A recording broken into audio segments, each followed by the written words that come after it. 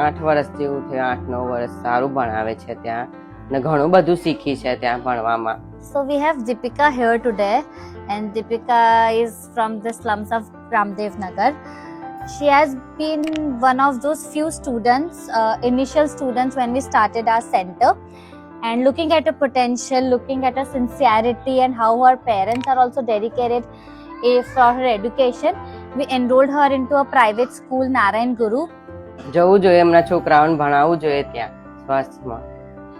અમારા છોકરાઓ ભણે છે, હું મારા છોકરાને પણ અહીંયા બેસાડી રહું, નાની બેબીને ત્યાં જ મોકલવાની છું.